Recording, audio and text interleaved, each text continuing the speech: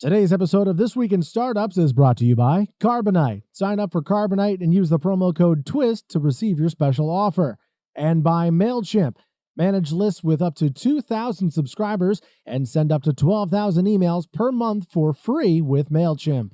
Hello, everybody. We've got an amazing news roundtable. Paige Craig is with us from BetterWorks, angel investor. Sean Percival, of course, of MySpace and LaLaWag fame. Tyler Crowley, the steep decline, is with us, even though the market's rebounding. And Lon Harris, the editorial director of Ranker, will read us the news. All that and more right now on This Week in Startups.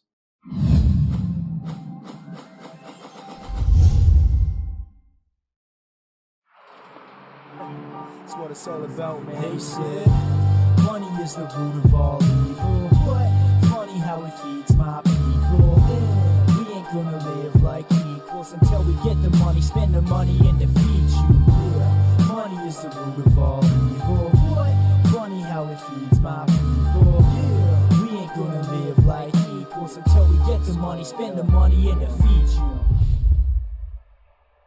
Introducing the newest members of the This Week in Startups producer program.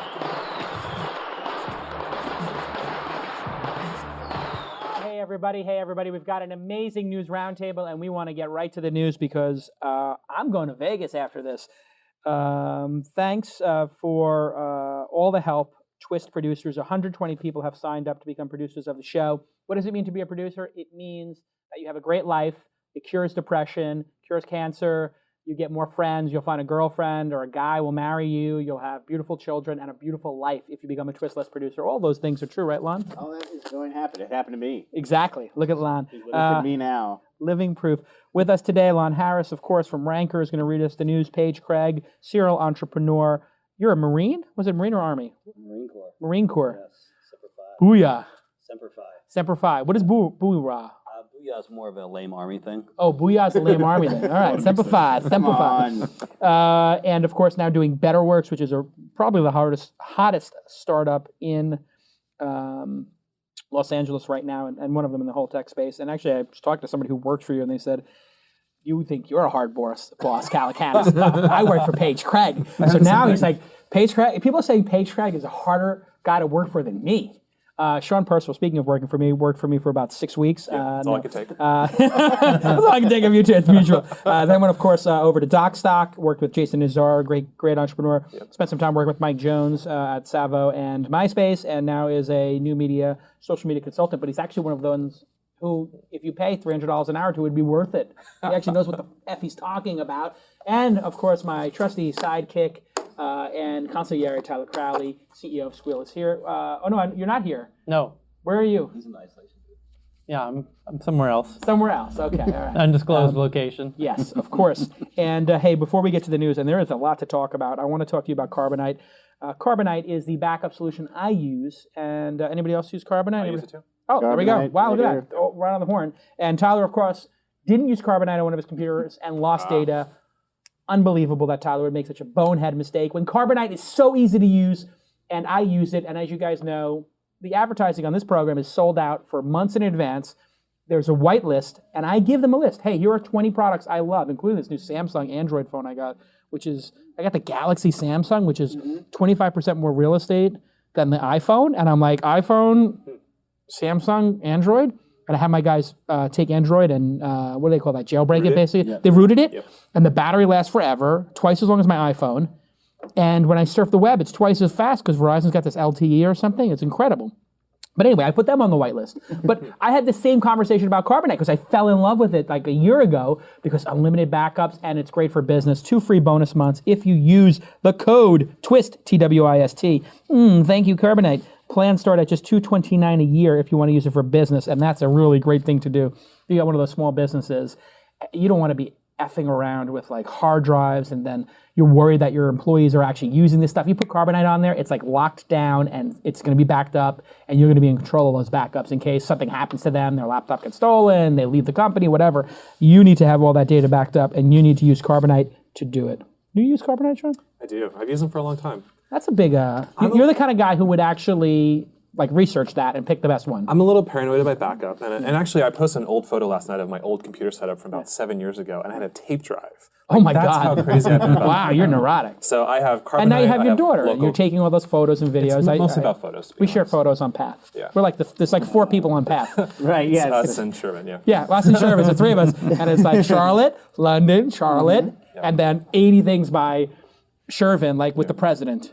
And then it's, it's like Charlotte, unbelievable. Tell Charlotte us with what's the in the president. news. Oh, wow, we'll jump right in. So we should start talking about Groupon. That was the one the community wanted to hear about the most. Okay. When they originally filed paperwork for their forthcoming IPO back in June, there was some controversy over the accounting practices. Specifically, they were using a metric called Adjusted Consolidated Segment Operating Income, which is a fancy way of saying, let's leave marketing and customer acquisition costs completely off the books and just pretend like that's not happening. Responding to criticism of the move, Groupon has since amended the filing and removed the metric, and the adjusted numbers paint a less rosy picture of the overall financial health of the company. We now know Groupon incurred $420 million operating loss for 2010 and a $117.1 million loss for the first quarter of 2011. That's as opposed to the original filing, which showed $60.6 million for all of 2010 operating income and $81.6 million for the first quarter. They also updated some more of the past quarter's numbers. I have all the numbers here if you want to hear them. CEO Andrew Mason has defended removing these costs from the metric because they are a one-time upfront cost based on the massively rapid expansion of Groupon in a short amount of time. So do you think there is any case to be made for why they left this metric off other than to try to sort of deceive I'd be interested people? in hearing Paige's thoughts on this. Yeah, I heard. Are you a shareholder? I know you buy some No. second market stuff once in a while, right? No. Don't have any Groupon. any interest in Groupon. I have an interest, but not a financial interest. Right. I haven't even bought a Groupon, but I think they've moved to a new metric called EBE. It's going to be earnings before expenses, and that will dramatically improve their performance. Earnings before expenses. Yeah. Yes. Yeah. No, but I have not been bullish on Groupon. I don't think it's good for small business. There are cases where it is. I could see a day in the future where it does get good for the small business, but when you look at the fact that they put a lot of liability on a small business owner, that scares me. I don't think that really serves people, the business owners. The liability being what? So you have these vouchers, right, which may be redeemable. Do you know what kind of exposure you have as a small business? I see. From an accounting basis, you basically have this outstanding debt to the world because you've collected the money. Right, and it's a big issue. No one's really decided, is that voucher a gift card? Is it redeemable in the future? Right, and that would depend on what the IRS and some of these local communities say. And Yeah. they basically constructed it as promotion. Yeah. And they're saying it's not a liability, it's just a coupon. It's marketing I think it's up in the air right now. Yeah. And they've pushed that off on the small business owner. So Is it a flag when somebody uses special accounting? We had Demand Media saying like, oh, we're going to do some special accounting and amortize the cost of our content. I can understand that. I mean, if it's content that's going to be used for X number of years in the future, and you can demonstrate that, I think that makes sense. Right. Can Groupon say that the marketing dollars they spent last year, are they actually going to go away? I don't think so. What do you think, Sean? I mean, my big concern is I think the model's still too new. We don't know what the LTV on these customers are.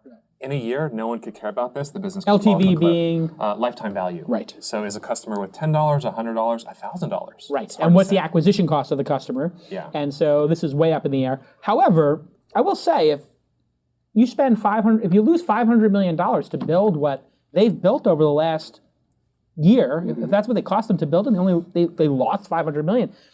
That just seems like a pretty reasonable loss on the fact that they built this massive global brand with 100 million customers. Right. Well, I mean, I think the question would be why not be upfront about that when you're filing the IPO? We'll do Huge one-time cost. It's a huge mistake. Somebody made a bonehead mistake and said, let's try to be creative here and make it look better. Instead of just being upfront and saying, we're going for it. We're swinging for the fences. We're trying to build a global brand. And sure, we're going to invest a couple $1 billion to do it. But if we win, we might have created something that will be akin to what? What is it akin to? I guess there's nothing in the world like it. Well, I mean, so you're on the positive side of Groupon now, which is that what Groupon has shown is that all those dreams 10 years ago, small businesses can make money online.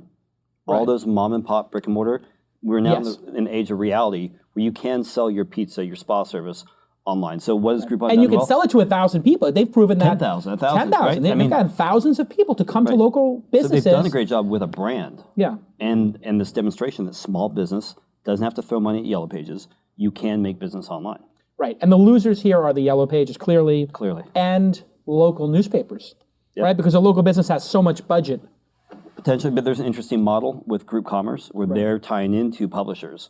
online and offline, and saying, we can leverage all those old school papers online Right. and take that audience and leverage it for a deal. Why hasn't a Yahoo or a New York Times or a Los Angeles Times really done this correctly? I mean, you were at MySpace. Did MySpace say we should do a deal site? I mean, that must have come up. Yeah, I mean, we actually when I started, we had a local site, MySpace Local, Right. and it was one of the good products from a architectural standpoint. It was built very well. Right. It did horribly though, because kids on MySpace, they can't go to bars, they don't go to nice restaurants. Right. It was the wrong Yeah. audience for them. So If they did could get a try, 50-cent Italian ice for free with 2 slices of pizza, though. Well, that's the thing. Is That towards might- the end, yeah. we did a test with Groupon, and we did a mailing, we did stream advertising, just like Twitter was doing, and it actually did very well. Yeah. Well, they were paying $4 or $5 per email address if you got them signed up. So there's a major.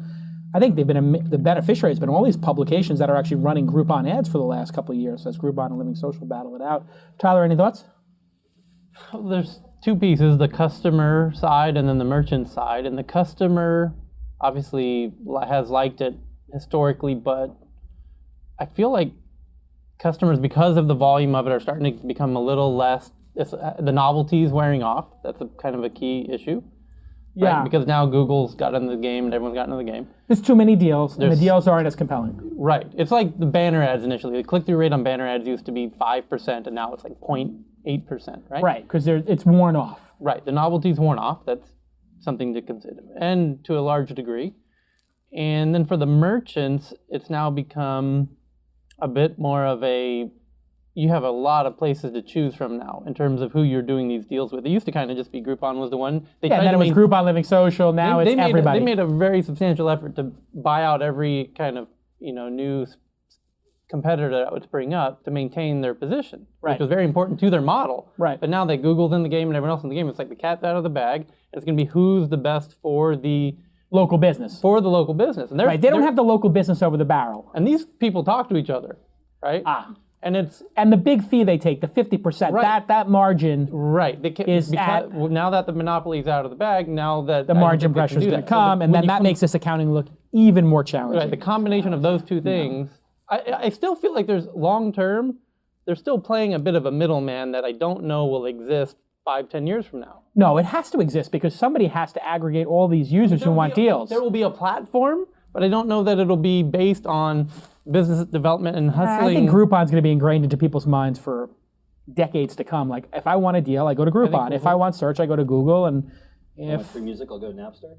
yeah, exactly. Thank you. Next story. On that note, let's move on to the next story. You'll go to Walmart. which Listen, is I think it's a great brand. I think they got a lot of innovation left in them. I think they shouldn't have done. Never do creative accounting. It's just like rule number one. Yeah. Anytime you do anything creative like that, it winds up biting you in the ass. Yeah, and somebody in the chat room pointed out, Enron also known for doing creative. Yeah, it's just like you make at stigma AOL did to the it, same thing, trying to spread their marketing costs, like when they were sending all those CDs all over the place, and they did have lifetime value of their customers. Yeah. It's just like incur the goddamn expense and move on because it just gets too complicated. And with demand media, it put the whole company in this context of maybe they're gaming the system. And I don't think you want to have people thinking you're gaming the system before your IPO. And I think they've taken a great company and a great management team in Groupon, and they basically scarred themselves. They shot themselves in the foot saying, we don't believe in this business, so we're going to do some creative, funky accounting. You don't need to do it. Next story. All right, I sort of teased it, so we'll just jump in. After 8 years in business, the Walmart Music Download Store, it had been at mp3.walmart.com, will shut down at the end of August. All content in the store will be disabled, will no longer be available for download from the store, though the plan for now, at least, is to continue to allow people to access the DRM songs they already paid for. The site had originally been hailed by some as a threat to Apple's iTunes, which has continued to dominate the music market to this day. Walmart's strategy had been to undercut Apple with cheaper download prices. It appears 10 or 15 cents off a song was not a large enough incentive for people to switch over. So I guess my question would be, do you think anybody else is poised to unseat Apple or to really be a threat to iTunes, Spotify, or some of these other subscription services maybe? Or is Apple still the totally dominant player for the next 5-10 years in this area? What do you guys think? Yeah, it's crazy. I don't really use iTunes. I actually use Radio, RDIO. But Yeah. that's my own personal thing. I prefer the whole stream whatever I want, search whatever I want, and buy stuff when it shows up. Yeah. But I've switched over to Spotify myself now that it's. Yeah, I mean, that me is too. the revolution, isn't it? Yeah, I'm there 100%. I think Apple will have something with their new cloud, which will be very similar to Spotify in a few ways too. I think it's funny with Walmart. I mean, this is a company that just needs to stop trying to do stuff like this. They did a social network. I don't know if you guys remember that. It failed as well too. And they applied the same model they applied to their store, which is they do with DVDs. The DVDs are always the cheapest at Walmart because you can go in there and they know that you're going to get the DVD And milk. and they'll lose money. So they did this and they're famous for it, and it really worked. That doesn't work online though. But I they don't lost buy the multiple entire things. music section, which was a big part of their business, so they were trying to defend it. And now they're going to lose their whole DVD, so they have Vudu, which is their movie rental service. Right. And now the question is, I think, you have what Apple has proven, I think, is a soup to nuts experience, from device to marketplace to consumption. If you have that whole experience, you win. And people will pay a 30% premium, I think. I think they'll pay an extra $1 for that. For the ease, just For the to be ease able of to- use yeah, and whatever. I open my And iTunes, so I plug in my if iPod, Walmart and had it's over. the store, and I know this sounds even crazier, but an actual iPod competitor, they would have had a better chance. Wallpod. And I think what they're doing in movies now is they're saying, if you want that Samsung TV, which we have, or that Vizio up there, they're forcing those people to put Vudu on the desktop if you want to sell it in their store. Right. So I think that they've got a better chance of, excuse me, partnering with the flat panel TV people. And this is why it's so critical, and why 4 years ago, 5 years ago, Tyler, when we were in England, I let out of the bag that somebody inside around Apple had told me they're working on television sets. And Apple will come out with a TV set because they need to replicate this soup to end monopoly. And you will pay, if you think of the lifetime value of, or the lifetime cost of a TV, if the Vizio was $600 and you had it for 5 years, whatever it is, it's going to cost you, $1 a day for your TV. And then you have an Apple one and it costs you $2 a day. Does anybody care? No. People just, I'll pay $1, I'll pay $2. If the difference is $2 to $3 to have an Apple product, people are going to do it, or enough people will do it. Seems to be pretty evident. That So look for the DVD aisle to be the next place. That is what I think. Maybe Walmart buys Hulu. Well, actually, you have to wonder why you haven't seen a major retailer and a major internet company combine. Because I think we're past the point of, valuation is an issue. Why wouldn't Amazon, if Apple has made such a great retail experience, why wouldn't Amazon buy a Walmart? And they can't, but why wouldn't they have superstores? I mean, if they have this location wherever it is, why wouldn't they have a superstore where you can go pick it up or browse stuff? It's interesting, but it's so counterintuitive in a way, because it seems like, that was Amazon's big selling point, was they didn't have to have these brick and mortar stores. They could just have warehouses. But and why they'd not ship. have both? I guess is what people are getting to. an Like, I interesting can idea. order at Apple, and I think it was just this bias of it's going to kill our valuation and it's going to be hard to focus on. Right. But Amazon has delivery by UPS on lockdown. So why not add So this? Amazon should have just bought out Borders. Absolutely. those I mean, border actually, there was an storefronts. argument that Not a bad idea. It's an Microsoft interesting idea. or Apple should have bought it. I mean, if Apple really wants to make a move into books, they could easily afford with their $80 billion to buy Barnes & Noble. I don't know what the market cap is, but I'm guessing $1 billion or $2 billion. They buy Barnes & Noble, and they just put iPads all over it and say, come on in and buy it. Or if Amazon were to buy it and put, what's their reader? The Kindle. Just buy Barnes & Noble, Amazon, and put the Kindle everywhere in the store, and have every book next to a Kindle with a book, and say, buy the book and the Kindle, or buy the Kindle, or make the Kindle a subscription service. Barnes & Noble and Bezos. It's such a no-brainer. Why wouldn't he do it? No, I think Amazon, they want to be the place that you can get anything next day, no matter where you are. They don't have that on lock yet. They're very close. Prime and their deals and so forth, they're really close to that. Prime is... How many people have Prime? Look at Nordstrom, right? I have Prime. You have Prime? No. You have Prime. Do you have Prime? Wow, that's interesting. 4 out of 5 folks with Prime. And do you know what Prime is? No. Explain what Prime is. Basically, you get free shipping on just about everything. On where? On Amazon. I don't and buy then, anything from Amazon. Oh, you don't do anything? No. Okay. Well, you can also do next day shipping for $2.99. I like to buy stuff in the real world. And I think when you talk about You're a weird bitch. Yeah, you're strange. counterintuitive, We do that, the thing is, massive companies like Groupon, Living Social, building what tech companies traditionally don't do, local sales force. And you're talking about retail world where everyone was like, we'll buy everything online. I'm still the guy that likes to go into a real store and see something and talk to people and experience that. But look You're an old school guy. It's true. I've been No, but shopping with you. It is an experience. I like the unions. So Nordstrom buying Outlook is a great example we talked about. Yes. You know, But that was a defensive move for them to say, hey, let's go online. Yeah. Which one of the online folks will be as brave as Steve Jobs and say, let me create a retail experience? I was saying online consume the brick and mortar. Online consumer brick and mortar. Yeah. Amazon should buy Barnes & Nobles or should have bought Borders and just said, this is a place to buy Kindles and books. And coffee. And coffee. Yeah. And just have that one-on-one sort of How experience. delicious would an Apple espresso? I mean, why not buy Starbucks? All right, next story. The That's iSpresso. crazy. The espresso. While we're talking about Apple, we'll move into this one. A regional court in Dusseldorf, Germany, has granted Apple a preliminary injunction in its ongoing patent suit against Samsung and their Galaxy tablet. This prohibits the advertising or sale of the Galaxy Tab 10.1 across most of Europe, save the Netherlands. Pending an appeal by Samsung, Samsung does plan to appeal. It could take a month or more. Until then, no Galaxy Tabs for anybody over there. Samsung has noted that the products already sent to German retailers will not be affected, and they plan to fight the injunction. So we've been talking a lot about U.S. patent law. Yep. This is really a global patent law problem. What can be done? I mean, what are the steps that are going to be taken to prevent idiocy like this from happening? Well, Mark Cuban had an interesting post about, like, here's what I would do, and it's basically get rid of software patents, get rid of business process patents, which I think are the easy, low-hanging fruit. You start with that. Right. Then you have to basically give the patent office 10 times as much resources. And the patent office is going to change to first to file as opposed to first to create, which is terrible for people who are actual creators. Right. Because now it's going to be who can pay the bill for the patent lawyers is going to win. So I think we have to, it needs to be addressed clearly, and it's bubbling to the top. And Europe is like further behind us on this, and then we've basically bought and sold the patent office, and then Asia doesn't care, And so what does this mean? It means that people in Asia are going to make better products and go faster, and then people are going to not ship their products to Europe, just like people don't create jobs in Europe because there's too much red tape. And the United States now is becoming filled with red tape, and people will stop creating here and move to South America and Asia. That's where the innovation is going to move. South America, I mean, I don't even care about the German thing, but this whole Zynga, Vostu. Yeah. And that's the interesting legal thing I think going on right now. U.S. court telling a Brazilian court not to shut down a competitor to Zynga. Yeah, I don't understand that. Exactly what is going on there? A U.S. court can reach down and tell them, don't shut down that competitor. I'm not a lawyer, I don't know, but I guess the issue is Zynga tried to get a decision made in the U.S. Right. Couldn't really get done there, went to Brazil, Right. and the U.S. judge is like, oh, you don't like my decision? Screw you. I'm going to tell Brazil not to shut Vostu down. But they have no jurisdiction. They're just giving some advice. It's like a statement, yeah. Yeah, know. like a letter. So Zynga sued Brazilian clone Vostu in California for stealing Zynga games. Which they... Stealing stolen games. Right? Which, exactly. But the thing is, like, Zynga famously is like, hey, you can't copyright an idea for a game, Mob Wars, whatever, which is Right. true, Sims.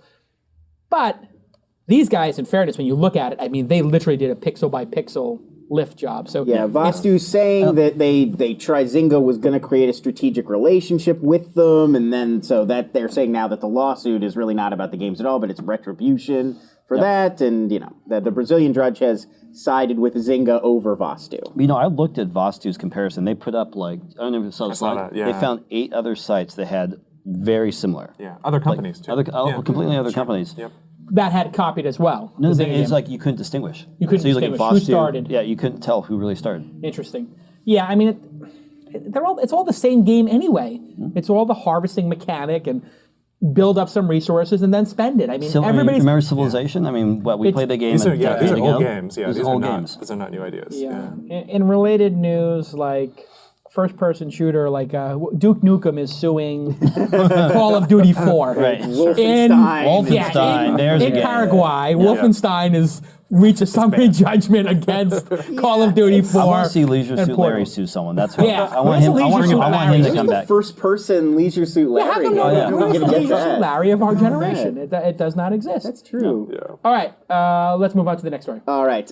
Twitter is preparing a new update that will focus on real-time activity and that also changes the way visually you see your new tweets. 2 new sections are being added to your Twitter page in place of the old Mentions tab. The first one is going to be @ and then your username. It will show you all activity on your stream, not just people mentioning you. So when people favorite something you've said or someone follows you or someone retweets you, exactly. There you go. The activity tab will also Full show you screen these for mine. things, Yeah, you go. but it's going to show you the activity for everybody that you're following. So it's that basically, but for everyone, all of your connections.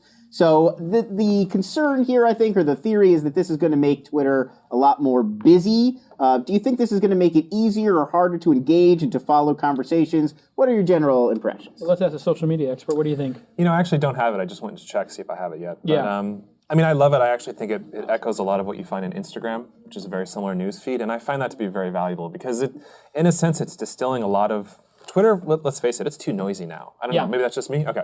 Yeah, It's it flows noisy. by with the updates, and you don't know, how did my tweet do? And here, if you look, It's right there in front of you. Yeah. Yeah, I mean, if you look at make mine full screen, please, gentlemen. I think it's a good thing. It's surfacing information that was previously a little hard to find. It's doing some distilling. It's grouping things a little bit. So this is always interesting to me. Is like when you have a hyperactive thing. I mean, a bunch of people adding me to lists, and then I get every couple of minutes, these 10 people are following you now, and with all these, I guess retweets are big. I mean, it was a little too much when I first started looking at this. I want to have a plain @Jason feed with just responses. They've basically ruined my mention feed. It was really good to just see people replying to me. Who are talking. But now I'm getting people favoriting stuff, and I don't really care too much about the favoriting and the retweeting. And look at this, 117 others following me. I get this every couple of minutes because there's so many spammers on Twitter following me. And you're at a certain scale, you're going to attract a lot more than the Do you normal think, user. Having come from MySpace and been part of the sort of trying to salvage the asset and the community, do you think Twitter is finally catching up on their product releases with Facebook and Google+, or are they just hopeless? No, I think you're right. I think it's mostly them catching up. I mean, think about all the problems you had to solve. The scale issues, the 5 different ways they tried to make money on this thing, the developer, which they had to build and kill and build and kill. So they had to go through all these distractions. So I think now you're starting to see some of the product. And I think it's Jack. I think now Jack's back. He's already starting to infuse it with a little bit more movement. They are releasing, it seems like the release schedule, hosting images. Yeah. They got that done. Now they have this feed going. They got the new product out for brands. But I mean, where's my... I was supposed to have a pro page. I mean, I was talking to Ev about that 3 years ago. Where's the professional account? Why can't I see my metrics? It's still terrible for businesses to do anything on this platform, yet it's still so compelling. But Google Plus versus Twitter, which is more important to businesses today, Sean? I think it's still Twitter. Still Twitter. Yeah. It may be Google Plus when they started integrating offers and other features, and I did this sort of mock of what I thought a Google brand page should look like. And I think when you start to have some of those elements, then maybe. Where would you, if you were advising a client, where should you spend your effort if you're starting today, percentage-wise, Facebook, Google Plus, Twitter?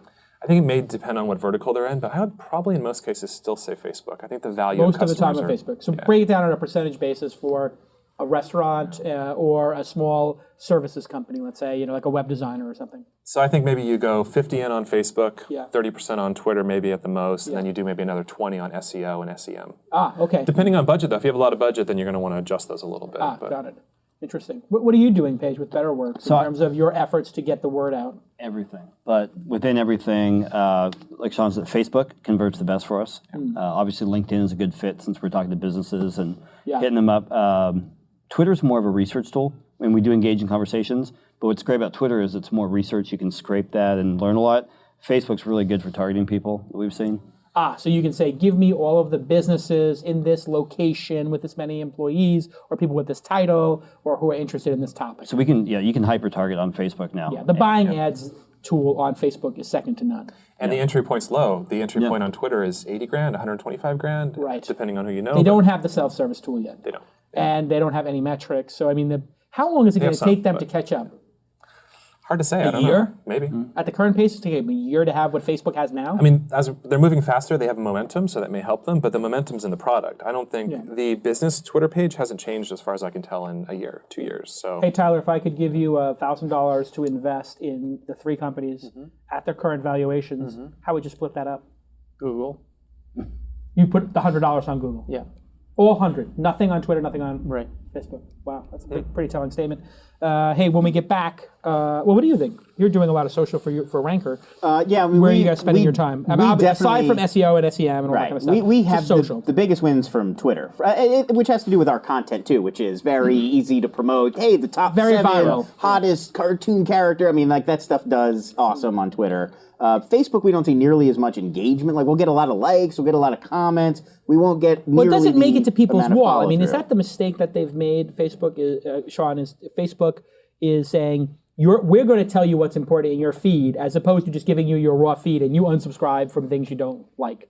I mean, well, they do have the raw feed, but I think But it's not the default anymore. Yeah, but I don't think most people use it too. That was a mistake, wasn't it? I think it was a mistake, but they were fighting games at that point. And remember, they blocked the games, and now they're coming back with the games. So Right. I think it's going to have to stay as it is. The draconian policy of we're going to tell you what's important in your feed, mistake, and now they're going to open it up and say you curate your own feed. You take out games if you don't want them there. You take out people you don't want and mute them.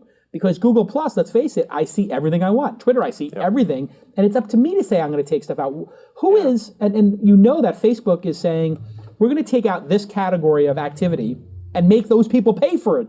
So they basically took games out, they took pages out and said, if you guys want to promote your stuff in other people's feed, pay to do it. I mean, it's so disingenuous. It is a little bit because they're basing that all on data that benefits them, not the user. So they know that if we take that piece out, the user spends twice as much time on, clicks more ads, does whatever. They know that, and so that's what they're leaning towards, which is it is what it is. All right, when we get back, I want to hear about all the games going on in Google Plus and how that's going to affect everything. And what else is? Oh, and the Angry Birds valuation is just crazy. Let me tell you about something that is crazy awesome, and that I think a couple people in the room use is MailChimp. There you go. That's it. We're done. You use MailChimp? I do. Okay, there you always go. recommend them and use them personally. How long have you been using them? What do you use them for? For years, I've used them for my personal stuff. And anytime I deal with a new client that doesn't have a mailing list, we start them right there. Because?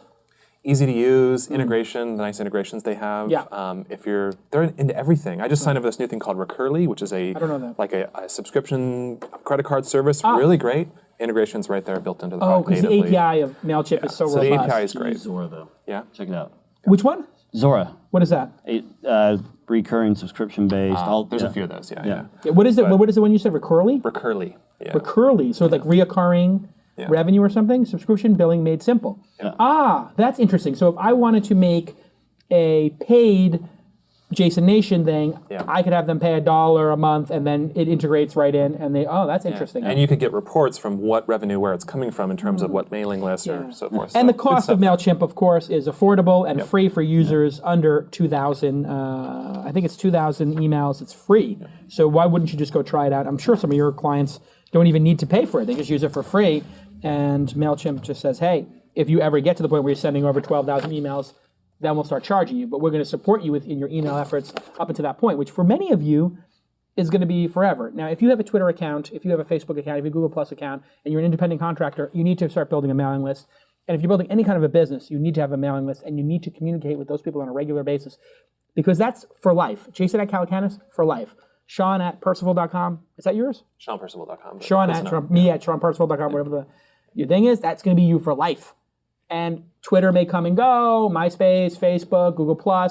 Sending people through those systems, they're going to be transient. I only check my LinkedIn every month, and I don't even read it. So you're going to miss me. But my email, that's for life, and MailChimp lets you create that relationship. Their free plan is always free, and lots of great integrations. And they've been a great, great supporter of This Week in Startups and Independent Media. So I highly recommend you thank them on your Twitter account or wherever you do your social media. Well, let's go on to the next story.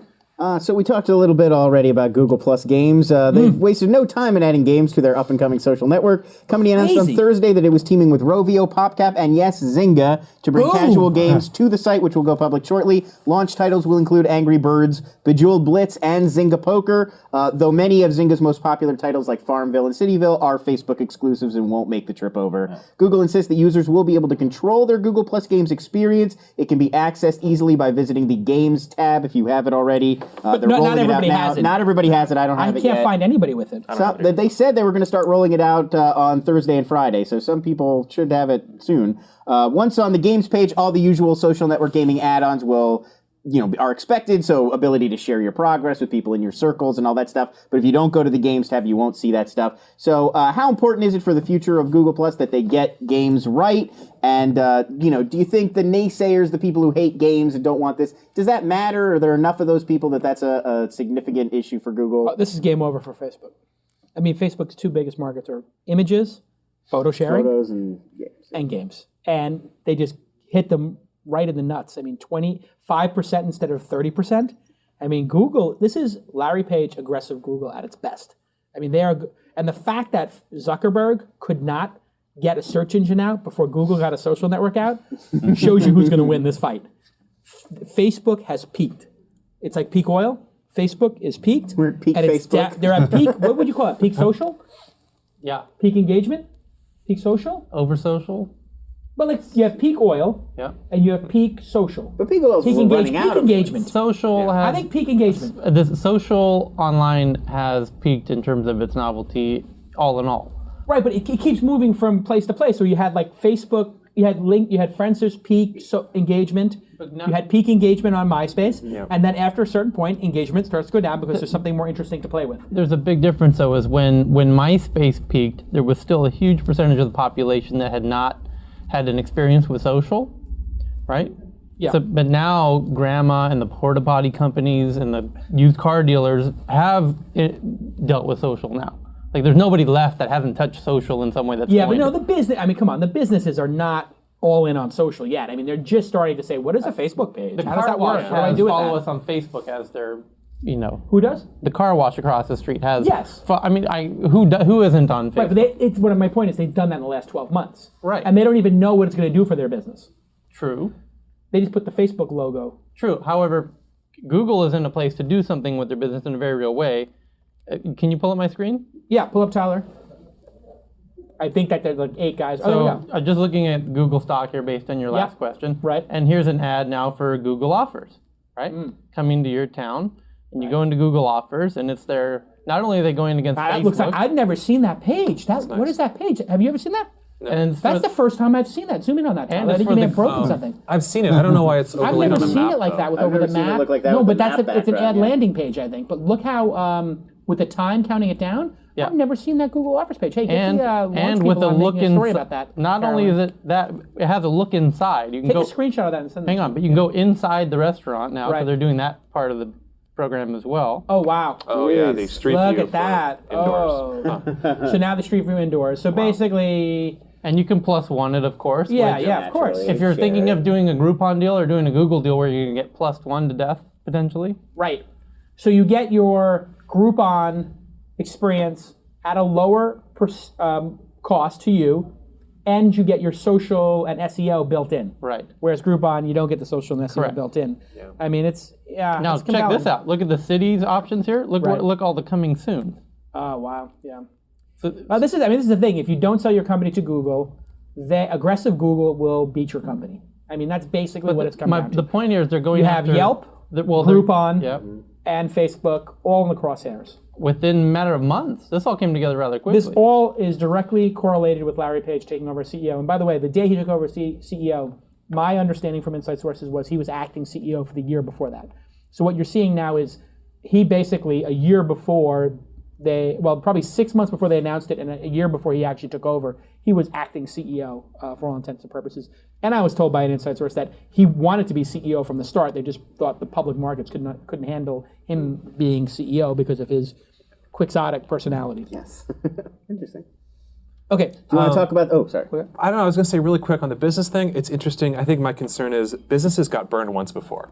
Now this was the initial rush when you have to have a website. Right. It's 20 grand for the website. Oh, you Yes. need to have. Oh, by the way, it's do you want to be part of the search engines? Well, that's another 10 grand every year or something. Those Right, stupid some scams. SEO, $1,000 a month to be in the $500 a month. Some of them they're loving, they're embracing social media, but at the same time, some of them are getting burnt because they're getting these social media consultants that are like have no idea what they're doing. And doing they're coming all in this saying, dumb crap. sign a social media contract for $2,000 a month for 2 years. Yeah, and they get 100 Twitter followers and they get no actual revenue out of it.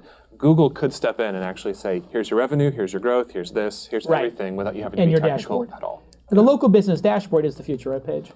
I think we're going to see more and more businesses with iPads, smartphones in the store. Yep. I think that's going to be the cash register. It's going to be the menu. It's everything. And they're going to know who their customers are. And when you walk in the door, you're going to come up on their iPad and it's going to be, hey, here's how many times you've been here. Here's what you like. I mean, it's going to get to the point at which they have a complete understanding of their business. They have a complete ecosystem. It's like Google got all of the online folks to use their ad network, right? And buy your traffic here and play that whole game. Sure. That's going. And use Google Analytics. Right, and the analytics, and they have that ecosystem going locked down. Right. Now they're applying the whole entire thing, and they were very successful at that, and now they're applying that everything they've learned there local. to real businesses. Yeah. That is 10x what was involved in online. And it's everything from maps. It's everything to maps, and the businesses are just starting to figure that out, and the reviews, and all of the pieces, and they have all of those pieces. Going back to, why would I put my money? It's like, how many businesses are going to sign up to buy now inside of Google in their ads and doing all this? Yeah, 5%. Compared to Twitter. 0. Or Facebook. 0.1. Right. I mean, 5%. that's why, going back to answering your question, where would I put my $100? It's like, they've got an entire ecosystem versus it feels like one Facebook, step of it. For some reason, to me, it feels like Facebook is almost like they're out of their league. And it just seemed they were so invincible. Just last year, they were invincible. Now it feels like Google Plus comes out, Google Local, and all this stuff. It just feels like they're very vulnerable. Yeah, it changed the game. It changed the direction. I mean, I think you look at Google and the engineering talent they have, they just finally were able to make it work. And we were confused. Like, I still think Facebook is social. And we're comparing them in this whole business ecosystem. Yeah. And maybe Facebook should stay to its roots and stay social. Let Google play with the big boys and do business. Yeah. That's what hurt MySpace. They went in way too many directions. Unfortunately, their directions were because, hey, we sold something, so let's build a whole product around it. Right. Facebook doesn't do that, which is Right. great. But look at them. They are getting a little splintered, I would say. And that's the worst Right. thing It's to like do. their Q&A product was always terrible.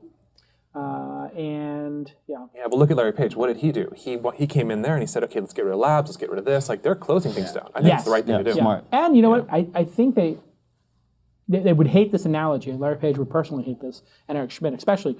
But they have taken a page from Microsoft's book, which is be relentless and don't keep iterating. Because Microsoft Word 1.0 was laughable compared to WordPerfect. Excel was laughable 1.0, 2.0, 3.0 compared to Lotus 123. Yeah. And they said, and Outlook compared to Eudora was laughable, and they just said, you know what, laugh all you want. We're going to iterate and iterate on these products until Paradox, Lotus 123, and WordPerfect are no more. And that is exactly what happened. And that's what I think Google's going to do. Let's go to the next story. Did you want to talk about Rovio? Sure. Was not on our list because it's too recent, but Rovio Entertainment, maker of Angry Birds, reportedly seeking funding that would give it $1.2 billion valuation, according to Bloomberg, citing two people with knowledge of the discussions. So Rovio's been growing, of course, insanely lately. They've now opened a new corporate headquarters in China. They're planning cookbooks and toys and maybe even an Angry Birds movie, according to Variety. So, you know, what do you think of this? Is that a reasonable valuation for a company with one really massively popular fad game? How many copies have been sold of Angry Birds? I think it's 25 million. I bought 3. So. There you go. I think that's part of it. Yeah, it's the number, and it's over 12 million copies sold as of December 2010. So yeah, I think there's be more than that. I think 15, I see a Wall 20. Street number here with 25 million copies. well, there you go. At an average price of $2 or $3, Yeah. I would say. I'm seeing the Wall Street Journal think more than 25 million copies Let's say sold. if they have over 25 million and the average person spends $2 or $3, because you can buy all those in-app purchases, you got to think there's some whales in there. Let's call it $3. They have $75 million in revenue. They probably have 100 people working at the company or less. That means they have a profit margin of 50% on this or something, 70% on it. Who the hell knows? I think it's completely, it's a brand that we all know. I think it's pretty reasonable, $1 billion. I'm wondering why the Angry Birds has not been purchased. And I heard, and this is a breaking story, which I broke 2 weeks ago, still breaking, in the process of breaking, but I guess the launch people haven't watched the show and haven't gotten to this yet. I interviewed somebody who told me their friend was hired by Facebook to make in-house games at Facebook. Facebook is going to start making their own games, is my understanding. I got the key paragraph here from the Wall Street Journal article. There are now 120 million active monthly Angry Birds game players. To compare this to another media property, there have been more than 25 million copies sold of the best-selling console game of the past year, Call of Duty Black Ops. Now, there are free versions of Angry Birds, correct? Chrome. I believe if you get it Chrome in the has Chrome it free. store, it's for So free. maybe the sales have been maybe 50 million, who knows? Right. They probably have 100. That's players as opposed to yes. sales. Right. So that's a little bit of a weird number, too. It's a great company. The question is, I guess, are they going to have a second hit like any of these other companies? Right. And how interesting is it that casual games now are much more important than the ones that take $200 million? You know, a casual game that takes $2 million to make or $200,000 to make is more compelling than something that takes $100 million to make, like Call of Duty 4. I mean, it's interesting. It's a different medium altogether. It's Right. like you're not playing Call of Duty on your phone. No, but it's still, the consumer behavior is still a game.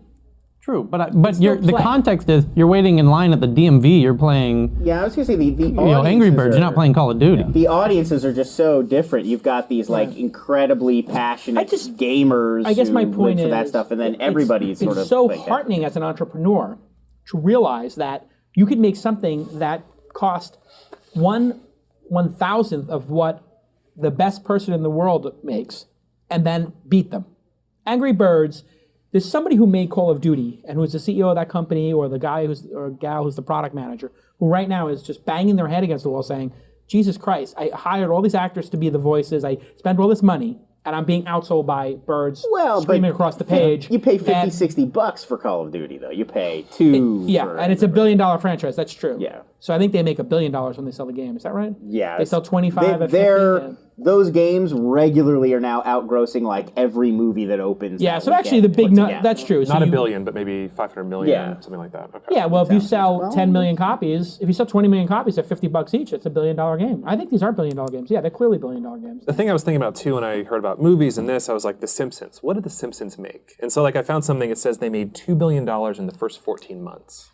Because that was a franchise that was like the merchandise, which is Angry Birds, the merchandise, the movie, the games. Right, that's what I think. That's what's interesting about That's the fun Rovio part, is yeah. what can they do now that we know Angry Oh, Birds. of course. We They're see doing that a they're on TV. T-shirts. Jack Black is on he's the Angry Bird. Right, I totally yeah. see Jack Black as the Angry Bird. Totally, he's the black one. Yeah. Yeah. I Or can see that maybe being the a red big one. movie. Maybe the red one. Yeah. So I mean, oh yeah, the red one. Yeah. And I want the Olsen twins as the Wow. the blue birds. They're chained together. Yeah. I've always wanted them. But no, wait, there's 3 of them. yeah, So we you need did. That's triplets. all one person doing the voice of all three. In the first 5 days, Call of Duty Black Ops, the first 5 days it was available, 650 million in sales. Wow. Wow, the best Bigger indie than game. movie. This is from JK in the chat room. The best indie game by profit is Minecraft.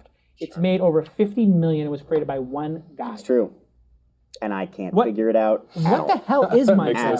sense. Anybody know that game? No. What is it? I played it. It's sort of, it's retro-y, like Second Life yeah. plus a game, sort of, because Sure. it's this virtual environment, and then you have to like painstakingly build things like buildings and cities, but there is a game mechanic. The cool to thing it, is you yeah. can put things together to make things. So you have to put a rock and a piece of wood together to have a pick, and then you can dig deeper, and then you do this, and so there's some Yeah. interesting things All in the there. guys on Hacker News are crazy about this game. love All the it. developers are nuts. Yeah. 11.7 million registered people. Wow.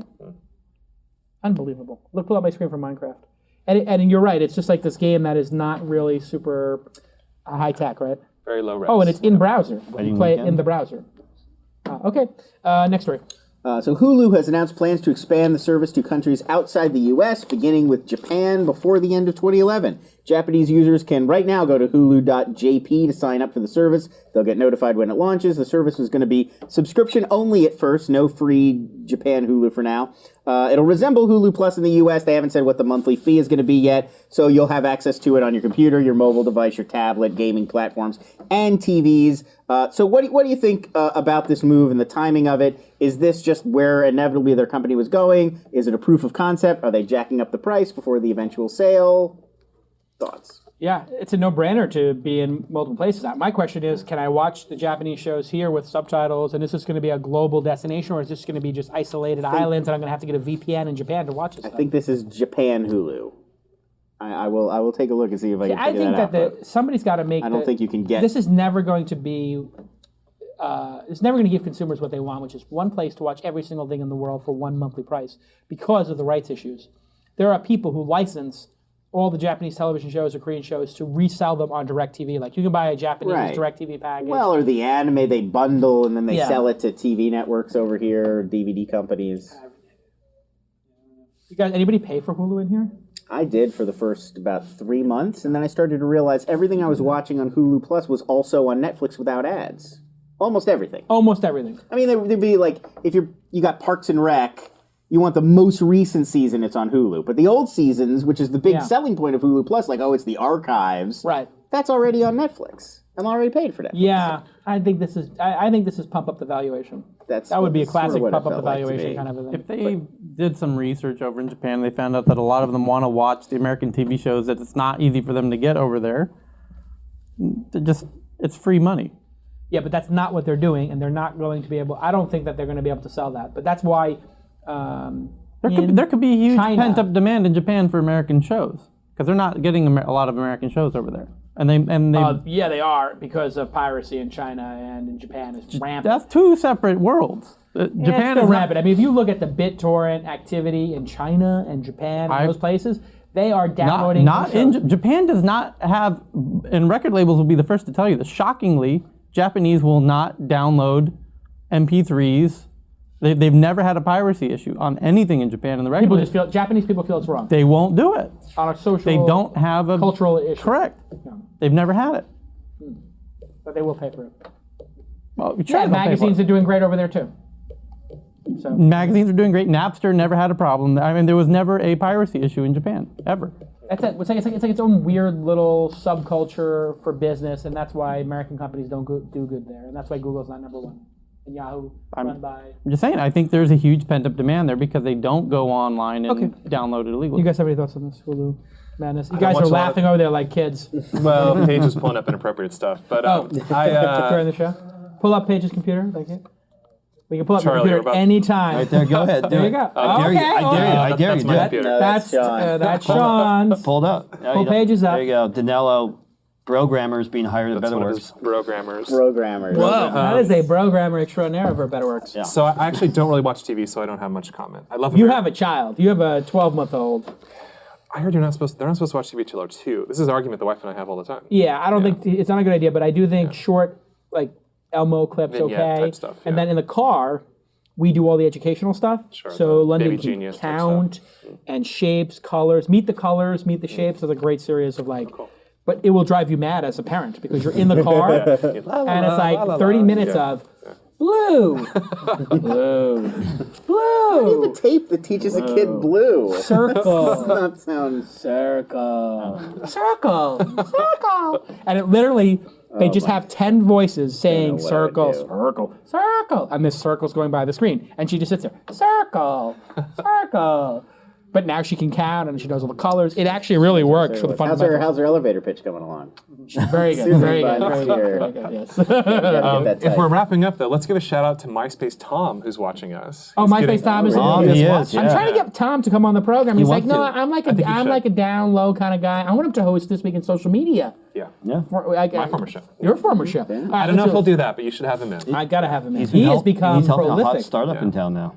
What's that? He's helping a hot gaming startup in town. Oh. Yeah. Krista Wolf's? No. I think Tom's being sneaky about it. So. A little breaking news there. He's a Hearing private from guy. launch. Tom is working I think that's on the it. shout out he was asking for, right? He Social wanted media. thing. Sure, he wanted to. I was trying to figure out why is he pumping up his social profile now of all times, and I'm like, he's got to have something to sell. Working on it. That's how I am. I'm like Howard Stern or like some of those guys. Like the only time you're going to see me on stage at a conference talking is when I have something to sell. Trump. And Trump is the totally same way. like Like, that, yeah, I love Trump. All of a sudden, he's out there every day. How great is it that he's like, listen, I was not going to run for president, but I'm now reconsidering because I'm looking at the financial situation and it is terrible, like I said, and I'm buying the stocks today. His financial situation. Well, and then today he's like, I've never owned stocks. I'm buying everything today. And he like says this 2 days ago. And the stock market's like, he's talking and the stock market's going up. And I'm like, well, that's about right. Yeah. Obama talks, the stock market goes like exactly this. that. Trump. Then Trump comes out and it goes like that. Then Obama can't shut up. And what is going on? Every time he speaks, the market's like, stop talking.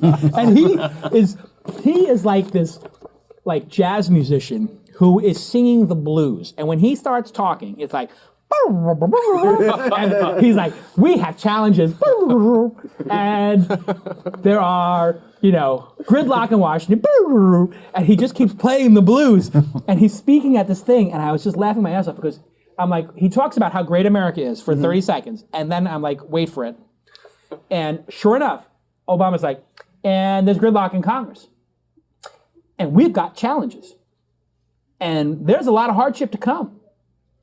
And people are suffering. And there's no jobs. And the real estate market is terrible.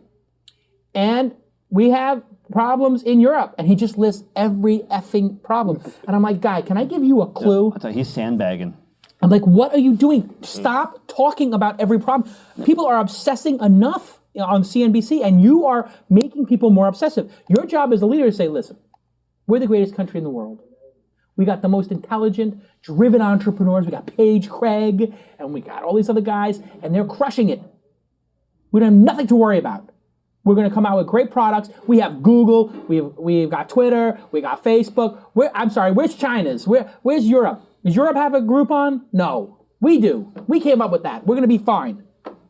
The Americans do love optimism. That Oh, morning he's got again. no- It's morning again in America. Yeah, That we're was going to the fight big, through this as a group. We you need, know. to get Reagan back in there. That was Reagan's. All of his Well, you know, you faults. say That was it- his strong suit. Is Yes. You get, I mean, great listen, with the optimism. Yeah. Always sunny. he was always sunny and, like some kind of a plan as well. Like, I wrote my little piece SDI, like, I love it. What's that? Star Wars. Reagan, that's what we need. that was no, but it was, well, you know what? He could take complex stuff and I got it. It's Star Wars. I got it. We're gonna. Yeah, Star Wars was the best-selling movie. Because he was a Hollywood And- dude. Yeah, but That's he who got got it. that. He totally He's a got- pitch man and No, a but Hollywood guy. did you see my piece on let's create some retraining for the people who could be retrained Yes, piece? yes, So I thought it I was just like, if you start putting ideas out there and you start showing people that, hey, maybe we could do this. Maybe there's ways to get out of this.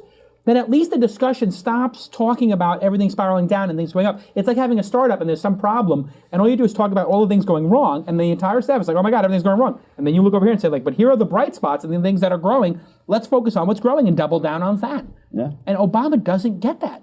Terrible president. Terrible. Terrible. Not admit it. You voted for him, and he's a terrible disappointment. Not leaving the wars in time. I'm not. The splitting the difference on I've healthcare. never been over here defending Obama. No, but I have to say, I think he's a great speaker. I don't Listen, think that's a thing you can knock him on. I when think you can knock a lot of what he's doing. I don't think you can knock the Are oration. you telling me that Trump and Sarah Palin are not going to do a better job right now? Can you sit here? That is a ticket. That is a ticket. But wait, who's the guy in Texas who is, since we're going off on completion, who's the guy in Texas who was holding the prayer meeting, and then he's the governor of Texas? Rick Perry. Oh yeah. Who is this guy? He's so much like George W. Bush, nobody will vote for him. He's too No, much like but wait a George W. second. Bush. This guy reminds me of something from like The Omen or something like that. He's like Yeah, running Rick for Perry. president. He's creepy. I agree. He's so creepy. This guy Oh, is from like, birth he was, right, like this is like Satan's person on earth, and he's got people in a religious meeting talking about praying for the stock market. Yeah. And I'm like, who is this crazy evangelical person? And then I realized he's also the governor? Yeah, he's the governor of Texas. Wait a second, how on earth does a governor hold a prayer meeting for the market? I said so- Texas. supposed You to heard go that to right? states? He's the governor of Texas. No, You but heard that so right. go to Congress has Bible study group. They have prayer meetings. It's Yeah, they have a you're- chaplain. But Congress has a chaplain. you're allowed to practice. No, I know that, but of course practice. And Yeah. if you're an atheist, practice that. And if you're a Buddhist, practice that. I'm You not don't saying have that's to the problem. practice that. That's the best part of being an atheist. Whatever, exactly. Thank you. I'm going to practice at the poker table today. I'm going to practice I'm at practicing it I'm going to be right at the club practicing my religion, which is rolling the dice, man. I'm going to be playing poker. That's my religion. Gambling. You made me think of a new business model. So if we took Adley, we put prayer circles in there, and you pay for prayers worldwide. Oh, The thing absolutely. is, right? Pay for prayer. Pay for prayer. Pay for prayer. Pay for prayer. Pay for post. Pay And for you- prayer. Let's take it and- The public. Catholic I'm an Church investor. used to have a pretty good line on that. I seem to recall we should years take ago. that online. That's actually a great, I'm just wondering that's a great if. model. Hey, Tyler, do me a favor. Can you register pay for prayer? Yeah, Indulgences. we can do a Pay split for with the prayer. church, Register right and now you for get pay for 100 prayer. people to I will make pray. it. You can track your All right, prayers. we can you totally get lightning round, analytics lightning round, back. lightning round. New Let's business do each model. story, and I'm going to point to somebody and they do the lightning round. Go. Okay, the NYPD has opened a new social media tracking unit to monitor social media sites and communication for information about potential crimes. Examples they give would be criminals boasting about crimes or telling one another about where the police are currently located. Tyler. I'm looking up paper prayer. If you're stupid enough to put it on Facebook that you just robbed someone, you deserve to be caught. There you go. Next. Clout, the social media analytics tool that gives you an influence score between 1 and 100, has doubled the number of services it measures. New sites include Blogger, Flickr, Instagram, Last.fm, and Tumblr. And back in June, they'd added LinkedIn, Foursquare, and YouTube. I actually have people put their clout score on their resumes. It's the real deal. It's real. I agree. It's real. Yeah. It's real. It's actually accurate. Are you an Yeah. investor? I was one of the first and biggest angel investors. Oh, okay. Yeah. And you're also an investor in Adley. No, I am not an investor. You're in just a Adley. fan of Adley. You mentioned them before. I was just making fun of prayer circles in an Adley type model. Well, I had Adley's CEO on earlier this week. Yeah. Do you think Adley plus Clout would be an incredible combination? We actually talked about this a year ago, Hmm. and now I think clout is best staying on its own. Oh, okay. Yeah. I just think that's the killer combo because you have Clout, which is like, hey, this verifies who's important, non-celebrities. Yeah. We all know celebrities are important. You put those two things together, and it's like Adley with your Clout score. Yeah. Holy cow! It's an It's like ad network based on your Yeah. Clout score. The only thing Clout- it's the not clout high is fine. volume. That's the thing. Which thing? normal people. But normal people, No, you but put this 10,000 together, they are. Okay, there you go. If You combine get them, 10,000 yeah. people. If you say, here's Ashton Kutcher and 10 celebrities, and then we're going to pair them with 500 web-lebrity, 10,000 to 100,000 followers, and we got the 10 people with over 1 million, put them together in one campaign at the same time for some new Hulu coming out, whatever. Yeah. The magic to clout is that when you start to see that you get a job, you meet a chick, you get a discount in a store because of your clout, just like your fight, right? Yeah. Your credit score Yeah. is mortgage, car, all this stuff that impacts you, job. When you see that clout is actually getting you hired, fired, dates, hooked up. I'll tell you a quick story. happening. My wife and I were in Paris, and we were at a Starwood hotel. We had a little bit of a problem, and I was like, this is kind of a bummer. Tweet it. Immediately, Starwood people call me. Oh, yeah. They know my cloud score. Yeah. We have call centers using the clout score. And then People- you're the Palms and Aria Yeah. hotels in Vegas, I understand, are using the cloud score. Airlines are using it now. I get to, and so I'm using all my miles from my Starwood, which I love. I wish Starwood would sponsor the goddamn program because I have 8 Starwood cards and 500,000 points. And I get to Venice, and I check into the Starwood there, and they're like, Mr. Calacanis, we heard you had a problem in Paris, blah, blah, blah, blah, blah. Oh, yeah, you're going to like where you're going to stay here. They take my they put me in the presidential suite. Wow. And I was like, well, I can't afford this thing. And then I was like, wait a second, I'm paying with this points. They gave me a presidential suite, like of On your clout 3,000 points. I think it was based. I literally think it's because of my clout score. They look at my clout score, they go 80. I mean, who has an 80? Bieber. Oh no, Bieber has 100. Bieber's the only 100. Perfect. Bieber's the only perfect and 100. Chuck Norris, but he's off the chart. We can't. Well, now I'm just actually, we talk about Can't even measure talk about tail wagging the dog. I went in. I was like, oh my god, I heard about the new services, and the Right. first thing I did was, oh my god, I gotta hook those up. And then I hooked up the wrong because Google separated everybody's accounts from apps, and I've been going back and forth what on a this nightmare. And so now my YouTube account is Jason M. Calacanis instead of Jason Calacanis. And I'm like, I hooked up the wrong one. I have followers on the other one. I lost cloud score. Horror. And I'm like, Jesus Christ, I'm the CEO of a company. I got a parent that I'm worried about my goddamn cloud score now. Now I got another thing to manage. I mean, I got a perfect, what is the score for mortgages? I finally have a perfect score. FICO. Yeah, you're fine. 800. You have an 850? I'm not 850, but very close. I mean, I have that's almost possible. perfect. Yeah. And because I just refied, and they were like, you have no problem refining. I'm perfect. And I mean, credit is free now, and it's going to be free for 2 years. What is that going to do for the economy? I mean, that's going to be incredible. But this is a cool shift. Is that there's this focus from your online influence, Right. from your the credit, right? Yeah. And someone Social else doing credit. that here. And DMB, DMB recently split, and the guys set up in Malibu, and they're going from creditworthiness for businesses to credibility. And this company, I mean, Lincoln used to work for DMB. I mean, this huge company. It's they're here in legitimate. Malibu now. It's legitimate. Yeah. It's a big shift. Influence is a It big counts wave. for something. Yeah. Yeah, and your ability to pay back. I mean, if you look at Airbnb and all their problems, what they're actually trying to do is use your social score to make sure you don't tear a place up. Yeah. And what if they said if your cloud score is above 50, you get 20% off? It'd be amazing. Clout has, I can't remember how many now, tens of thousands of services integrated with Clout now are using it. From call centers to websites to It's awesome. dating. It really is. And I doubted that company tremendously. Let's do a last story. So Facebook has released an app called Messenger for the iPhone and Android, which allows people to communicate privately with friends, basically text messaging through Facebook. The app, designed specifically for mobile-to-mobile communication, is quick to open and doesn't require you actually logging into the full Facebook app. It was built by the Beluga development team, which Facebook had acquired back in March. This is GroupMe, knocked off by Facebook, Basically. which is Google Hangouts. No, not Hangouts. Hangouts. What do they call it? Oh, it's a Huddle. Huddle. It's a Huddle, which is like Disco, which is... Who does this? People do, but this is Do you do this? basically. I don't do it. No, do you huddle with people? Do I'm you assuming GroupMe? it's people that are younger and more single. I think I the don't only know. time you do this is when you're out on the town. Like I know when at South by Southwest, a group of my friends put me in a huddle, and we were like, "Oh, we're going here, we're going there." Yeah. And then one time when I was in Vegas, somebody did it. Yeah. But it seems like it's only when you're out like partying on the town that you would be in a huddle. Like, But this can be I don't need one-on-one, to- too. This is just like you could use it in place So of then it's SMS. It's just in place of SMS. So I mean, I don't This know. is your inbox, your Facebook inbox. I mean, to me, like, I have enough inboxes. My inbox is my inbox. I don't need an inbox there and there and there and there and there. So It's I getting don't- out of control. not I really mean, for if only you just had like some address that people could send you all your digital communication to. Oh wait. Oh wait. And if it was a standard and nobody owned it and everybody could build upon it. Sure. Oh wait.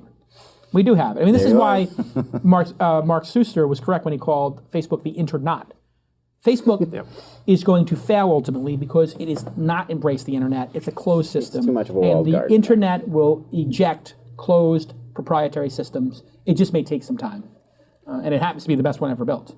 But it's reached social peak engagement. Peak engagement. What's we'll name this episode? Hey, Paige Craig of BetterWorks. Thanks for being on the program. Of course, BetterWorks is a system. You're public about what everything it does, right? You can say whatever you want. Yeah. So BetterWorks is the hottest startup in Los Angeles. Raised a ton of money at a ridiculous valuation. Congratulations on that. Thank you. And has a great team. And basically, they are allowing companies to give rewards to their employees that they can then go use with local businesses to incentivize them to do the job that you're paying them for anyway. We save you a ton of time and money while you recognize and reward employees. Yes. So for some reason, so a lot of companies. I don't know what this is about, but for some people, some subsection of people who are employed would like recognition. It's crazy. It's weird. It's insane. People like thank yous and they like little things. But here, you're a numbers guy, right? Yeah. So when you go to a buddy or someone hooks you up, do you give them $20? You buy them a bottle of wine. Bottle of wine. Right. And why? Because it would be crass to give them $20 and they would devalue it, but the wine shows that you took some time to think about it. And it's perception. So employees, for years, Anthem and everyone has been measuring these guys. Employees have a 3x perception on what it costs you to get them food, gym membership. So you can say you get a huge impact, and it's an emotional thing that you said. It's a real thing versus $1. I like this. Now, does your system allow me to say to managers, you have this much to give away, go distribute it as you want, based at any time you want? We have admins now, so you can take your trusted people here and give them an admin account, and they can buy for large groups of people. See, this is what I want to do. I want to say to my top 5 people, here is whatever it is, $25,000 a year. Yeah. Give it away however the hell you want. So that is a thing coming up in the future. Is it? Yeah. It is. Because I don't have time for this. Yeah. You know, I got 100 people who work for me. We have this thing called set and forget it too. You want employees to work till like what, 9, 10 p.m. if you could? Yeah, well, I want them to work hard, yeah. So here's a cool thing which we haven't. There's 2 guys who are laughing their asses off. Who both work for me. She definitely wants employees to work till 9, 10 Here's a sneak Off work before midnight? Wow. Okay. I actually solved that problem, which is I changed the work week to 50 hours here. Imagine if you could set a rule. Then nobody can complain. We're lawn. Anyone after 7:30 p.m., you would authorize them up to $10 for dinner. Yeah, I do that already. But it had to come here to the office, and it had to be after a certain time. So we're building this thing where you as an employer can set business rules that take care of them, and you set and forget. You can do it for breakfast. You're here by 7:30, you can order bagels to the office. You're not, boom, the rule's out the door. And this came through discussion. So you have to check in. You have to get here. Be there. And everything happens to our system, so you can't cheat it. The food won't go to their house. It won't go. They have to be here before that time. It has to come here. I like that. Yeah. Yeah, that's You can just set it and forget it and go. And it doesn't feel draconian because, hey, it's a fair trade. It's a fair trade. Yeah, I mean, you take care if you don't care about the perk, you don't have to come. Hey, Sean Percival is a social media consultant and a really brilliant guy. He wasn't when I met him; he was figuring it all out. But frankly, you've gotten very smart over the years and a lot of credibility now. You've done a lot of things. You figured out blogging, you figured out social media, you figured out how to be a good employee and work hard. Yeah, stay at a job for more than 6 weeks. Stay at a job for more than 6 months. I was thinking on the shower on the way over here, I was like, you know what? If I ever do anything big, Jason's going to take all the credit, and I think that's. Oh, absolutely! Look at this guy. Look at this guy. So, See, I figured out the system. It's very easy. If you hire the brightest people and you work them really hard and you tell them everything you know, then they may hate you at times when they're working for you, but for the rest of their lives, they'll always say, that was the best boss I ever had. And at this point, I know for you it's true. It's definitely true. And actually, for you, maybe I'm tied with Mike Jones. Just because we spent a lot of time, we've done a lot together. Yeah, you've done a lot with Mike Jones. My brother now works basically in the film industry. He's doing publicity for independent films. And both of us have commented on this before, that no one else at our jobs has the work ethic and drive that we do. And when you come comes from working for you. and when you come, when you I never ask you to work harder than I work myself. Right, but it's just that constant, it's the energy and the intensity moment to moment of like, this is going on in the news, get up on the site. Make this happen. What are you sitting around here waiting for? Yeah, I mean, don't use that's not intuitive for people. Most people need to be the thing you trained have to think balance that that with, which I've actually gotten better at doing, is balancing it with people understanding why. Like, I'm not doing this because if I am on you and I'm pushing you, it's because I believe in you, not because I don't. Right. So now, before I do it, the difference when you guys work for Merger Browsers, just effing do it. Let's go. It was a little bit of now that, I'm like, listen, I think that you're capable of great things, and I'm going to push you hard. And your job is to rise to the occasion. But if I didn't believe in you to do that, you would not be in the building. Because I don't have time for somebody who doesn't have the potential. Right. So I am rooting for you. And if I'm not rooting for you, you're not here. And that just, I think, frees people's minds. It's great. to Lon came in, did our first marketing sales one sheets. Yeah. And the dude was like, I was amazed. Like, he came in, did his shit, and was gone. I was like, you didn't milk me for more hours?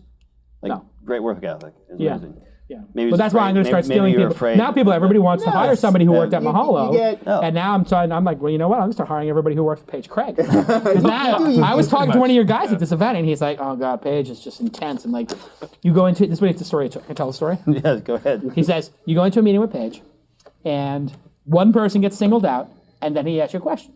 You answer it. Then he asks you 3 more. You answer it. He says, well, what about these 5 things? And you just sit there in terror wondering if that is your time, that you're not going to be prepared, and he's going to drill down on you. Because he's going to drill down on somebody in that meeting. I'm big on details. Exactly. But nobody knows. It's not like you tell them, like, hey, 8 people are having a meeting. By the way, you're the person who's going to be the... I love that. No. And just drill down, You know, drill it's down, drill down. It's drill not even down. purposeful of me. It's just a practice from, if I see any little bit of weakness in a plan or an idea, I want to get to the very base element. I have that same thing. It's like, how do we get here? Let's trace it all the way back. Right. Does it make sense? Okay, got it. You got your thing handled. Right, move on. And you helped educate me. In many cases, I'm Right. actually curious. I want to know how you got there. Right. So the lesson for young entrepreneurs is don't work for Paige Craig or Jason Calacanis. Just skip that step. No. If you do work for somebody like that, have your S together. Yeah. Have your stuff in order and be ready to... You have to, as a young employee, anticipate the questions of the person you work for. So you have to think, if I was going to get asked 10 questions, if I was in Paige's shoes or Tyler's shoes or whatever, what questions would I ask? And what if I didn't understand, what would I ask? And be ready with that answer. And you know what the thing is? You always have to listen to the question. Well, the other thing is, if you are purposeful in what you... So what this weeds out is people who are not purposeful. So it's like, I'm going to spend money on this program. And you're like, why? And it turns out sometimes you find out, well, I just thought it was a good idea. Really? You just thought? I mean, justification, research, what's there? But if you are purposeful in what you do in business, and everything is a consequence of you thinking and researching and making a smart decision, you don't actually have to defend yourself. You can just trace back what you did. Right. And there's a reason. I read in this blog post that StumbleUpon was an effective way to introduce people and da-da-da-da, so I tried mapped it out and compared it, and this Yeah. is what. Exactly. And sometimes there's a gut. You can just tell me, you know what? I agree. I couldn't get the point, and I just made You that haven't been on This Week in Startup shit, have you? Yeah. No, you've been on Venture Capital. Venture, I thought you I think were we on- did I this think week you in were on This Week in VC. He was on VC, but not on Startup. We have to have you on. You got some good advice. All right, everybody. Everybody thank MailChimp on their Twitter and Facebook, and everybody thank Carbonite. Oh, Carbonite, what a delight. Carbonite, what a delight. It's out of sight. Adam Mike. Service is tight. The service is tight, and if you lose your data like Tyler, you will be scared and filled with Friday. Right. Dynamite. dynamite. All right, I'll see you all in Vegas. Let's do it.